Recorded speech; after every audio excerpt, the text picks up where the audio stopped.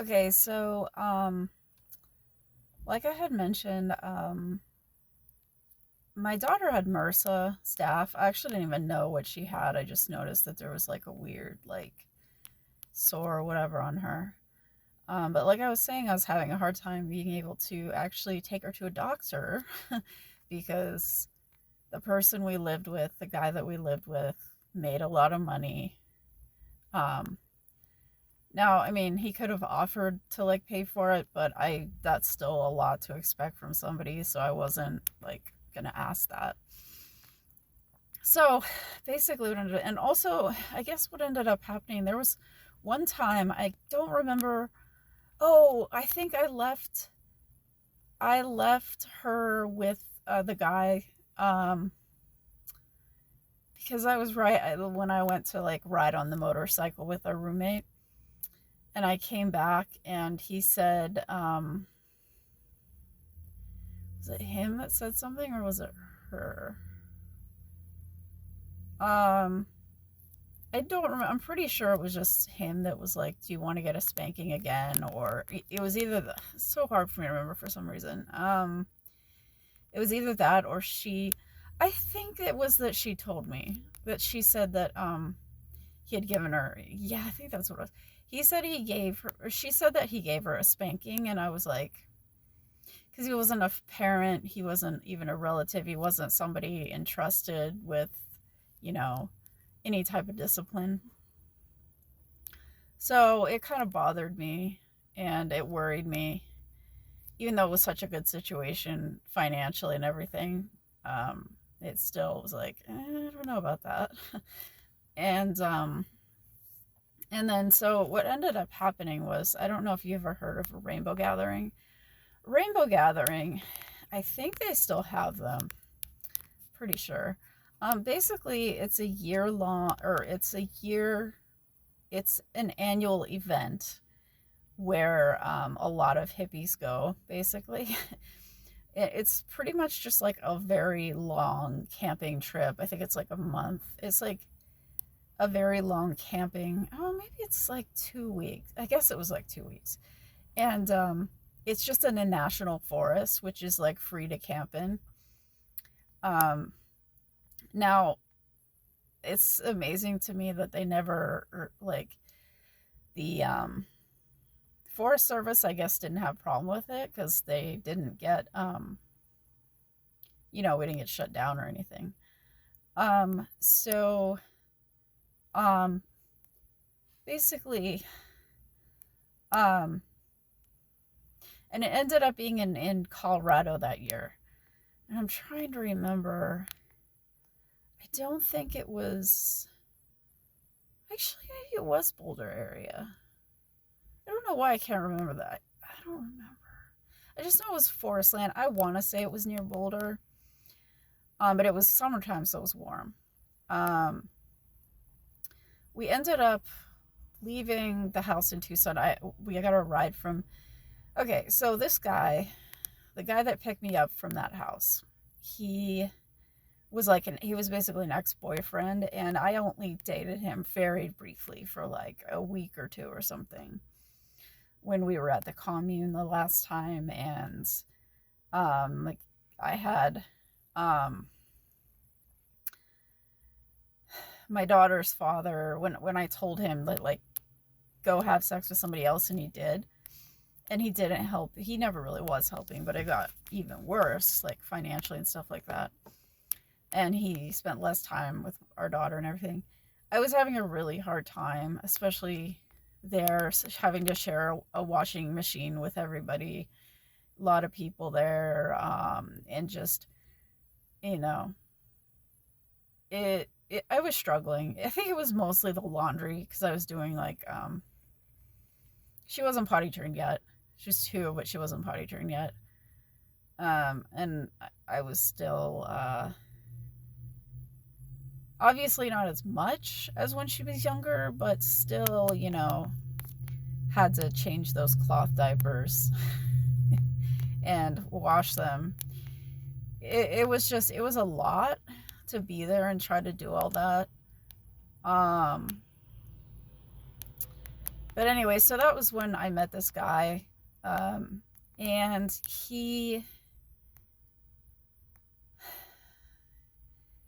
we only dated for about a week. And I think it was literally like, maybe it was a week after we had broken up. After my daughter's son and I had broken up. He kind of like noticed that I was struggling, and he kind of like stepped in and was like helping me with laundry, helping me, put my daughter to bed, getting her wound down for bed at night, and yeah, so, and anyway, there's a whole long other story, but I'll just get into what we were doing at that time. So yeah, we went with him, and it was fine, except that he basically like abandoned us the first day. Thankfully, there were other people there that we knew, sort of. Not really so much in our area though. Like, we didn't, but everybody was nice. Never had any problems with anybody. But yeah, he just got mad at me for something and just decided that he was just gonna let us be there by ourselves. But like I said, it's thousands and thousands of people. So, and thankfully there wasn't anyone dangerous, or if there were, they didn't ever mess with me or anything. And the good thing about being there though is that they have free food. It's a community type thing. So people will like make food every day, and then they would just pass it out to everybody. Like, you just go stand in line and get food, and usually it was like really good vegetarian healthy food, and oh man, it was so great. Everybody just had like their own little like wooden bowl or bowl in general, but we always had wooden bowl. And I think at that point we were still sharing a bowl. I don't remember. I think maybe not. Maybe by that time she had her own bowl, because we shared for a long time. It wasn't like when she was like a little and everything, it wasn't a big deal. But she was 2, so she might have had her own bowl by then. I don't remember.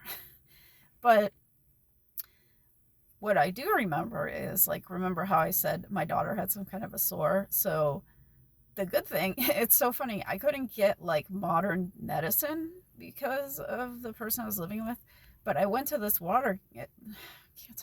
rainbow gathering, and there was actually an herbalist there, and she said she would help me with it, and I could not figure out if I trusted. I was like, okay, I don't know if you can do anything about it. She used plantain powder. Basically, all you do is you like mix plantain powder with water, and then you apply it to the sore.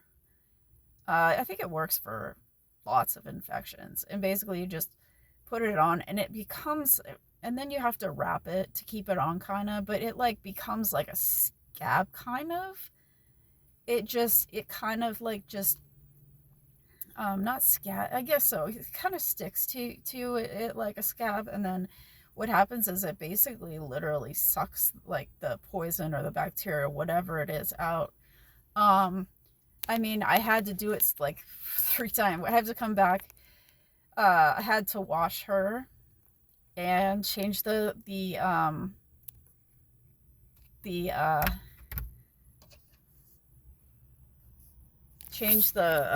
bandages, get new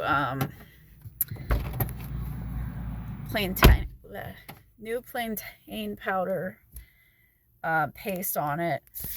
So that was kind of hard because I was just, I brought like, everybody used camp soap, what they call it's Castile soap, and basically it's safe for the environment. And so, and luckily there was like a pretty large stream there, which, I mean, yeah, I know it's not completely sanitary, but I didn't really have much of a choice right then. I mean, I don't know if it was the wisest idea for us to go there when my daughter had a staph infection, But to be totally truthful, I didn't know what it was. Now that I'm looking back, I'm like, that was a bad idea to go to like a really dirty place with an infection. But it's interesting that I did get medical care there for her. I got herbal medical care, and she actually was fine after that. I mean, I want to say it took like 3 days or something. And I still didn't know what it was, I don't think. I just was like, oh, it's an infection.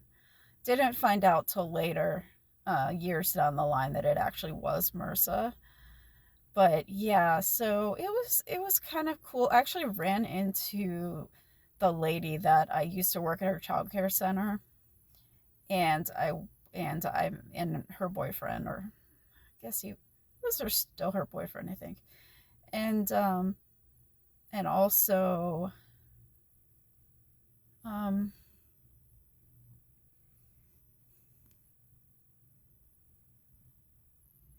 I don't know why my mind is blank right now. Um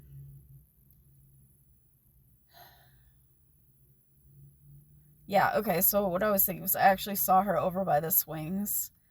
There's a bunch of there were swings set up for the kids. Like I guess somebody just brought a whole bunch of stuff and just like assembled a swing set right there. It was pretty cool that somebody did that just for a camping trip. But oh my gosh, there were so many like toddlers and babies and stuff just like wandering by themselves, like dirty. Like of course you're gonna be dirty when you camp, but I don't mean like dirt from camping. I mean like food crusted to their faces and just, all by themselves, just wandering. And so I was like, tried to help and like keep an eye on them. And actually, that was where I like saw the lady that I worked at the child care center with, and I told her like why I'd left the house in Tucson, thinking that like he was spanking her or something, and she said, "Yeah, it's a good to listen to that like intuition or whatever." We didn't. I didn't like. Neither of us really like seemed to be bringing up the concept of me like coming back and working for them. I think at that point it was. I think it was kind of accepted that we both just kind of moved on, but it was nice to run into her. And then I also saw my daughter's dad at one point. And yeah, that he wasn't like my daughter's dad wasn't there, thank God, but his dad was there, his biological dad.